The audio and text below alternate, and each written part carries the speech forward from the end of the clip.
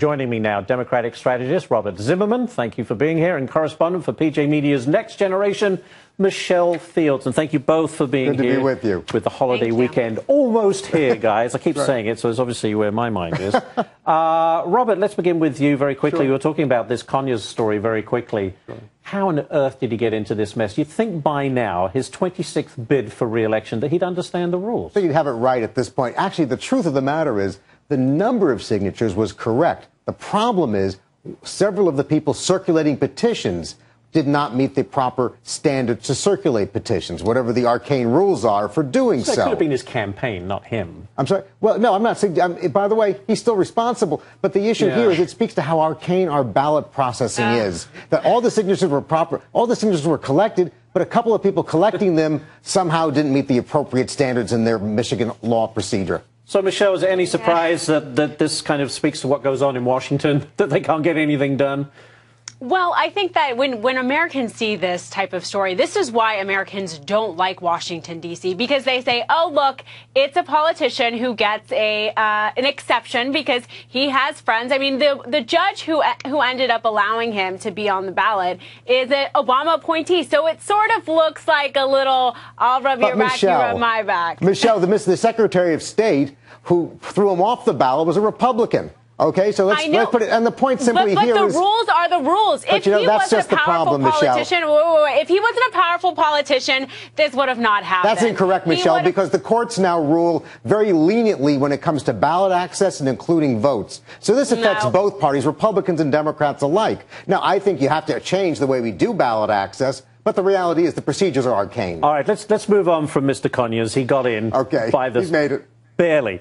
I want to talk about the Democratic candidates coming up in the midterms, trying to perhaps distance themselves from the administration. We have Benghazi, the IRS, Obamacare, VA, and what have you. Interesting campaign ad I wanted to play for you. Alison London Grimes, this is her campaign ad, explaining really exactly why she is trying to keep her distance. Let's roll that ad for you. This is a frustrating time in our country. The economy is still struggling. People are working harder for less.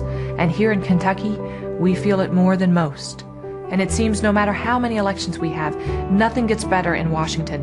It only gets worse. A lot of that is because of the people at the top in both political parties. If we keep sending them back, nothing will change. No matter who the president is, I won't answer to them. That's a great ad. That's a good ad, isn't it? What do you think? Michelle, let me begin with you very quickly. What do you think?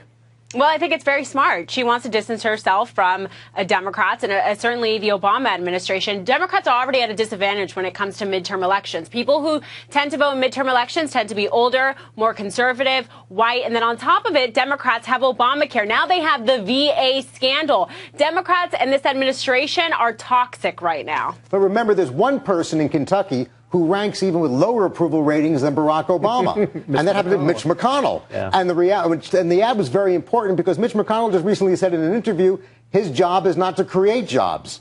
He said that to a local newspaper in Kentucky. So she's well-positioned, Alison Grimes. Well, I think that's fair. Politicians aren't supposed to create jobs. And let me tell you something. Businessmen are. They create an environment. Then what are they being sent there for, Michelle? Of course they're there to help improve our economy. No. They're not there to create jobs. The government isn't supposed to create jobs. They don't create jobs. That's the point he was trying to make. The people who create jobs are the entrepreneurs. They have a duty to create an environment in this country. And government is there. And Michelle, government is there to help provide an educational system, a training program, so that we have opportunities to enter the workforce. That's why we are in a mess right now. We do agree on one thing, Michelle. We do agree on one thing. Mitch McConnell certainly doesn't create jobs, and Republicans certainly don't create jobs. There are two jobs they actually have created. And the Democrats do. Actually, I would proudly point to that. But there are two jobs that can give Mitch McConnell credit for creating. A con job and a snow job. And in Kentucky, they're going to nail him on it this year.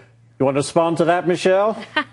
All I have to say is that The government does not create jobs, and I don't want the government to create jobs. I want entrepreneurs to create jobs and us to create an environment for them to hire more people. And don't you think that's a good point? Well, Robert, I mean, let's face it. The only thing government can do is get in the way. Well, quite to the contrary. Yes. You talk to the defense industry. It was the fact that government's research and development that was so critical in creating hundreds of thousands of jobs in the defense industry. But look what the government did for the high-tech industry. You can't honestly say that the government, you can't honestly say right now that the government is not bloated and that we have too many bureaucrats right now that are standing in the way of jobs being created. You know something? Absolutely. You know something, Michelle? When you move past the partisan rhetoric, the reality is the Obama administration has produced record job growth compared to the Bush administration. Right. What kind of jobs are we creating, Robert? That's why young people right now have a 15% unemployment rate. Well, I think you ought to check your math on that. But the reality here... I don't have to. I know it's 15.5%. The reality here is, though, we have to do better. But to create the better jobs we need, government has a role to play in terms of making sure that we have the educational structure to help people re-enter the workforce, that we can provide veterans who come home from battle. Well, we're not doing a good job there, because every survey you ever sees the U.S.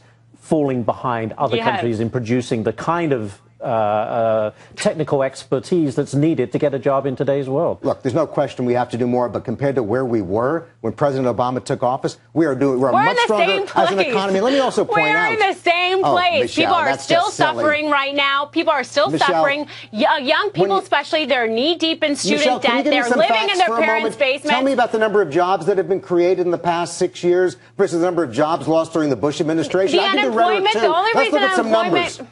The only reason the employment rate's going down.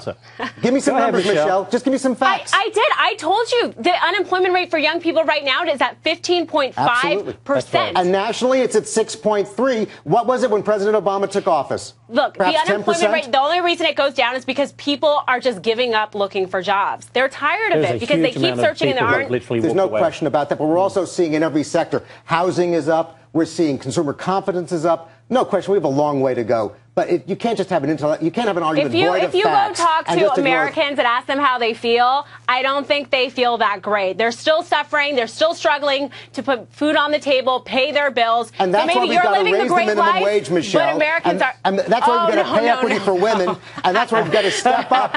I mean, that's where government has a role here. You want to talk about talking points? You've got all the Democratic talking points. And by the way, they are bad for the economy. If you want to oppose raising the minimum wage, go for it. Yeah, because I want jobs. I want jobs. And what that's going to do is going to kill jobs. It's going to price people out, especially young people, African Americans, Latinos, the people who have those jobs. They're going to be priced out or they're going to be replaced by iPads. You know something, Michelle? The reason Republicans have lost the vote in 5 of the 6 last presidential elections is because all they do is try to talk down the economy as opposed to putting their ideas on the table. And so I disagree. I think there are other reasons. But more importantly, you guys are great. We can keep going, but unfortunately we can't. Well, we got something more exciting to celebrate this Memorial Day weekend. That's exactly right.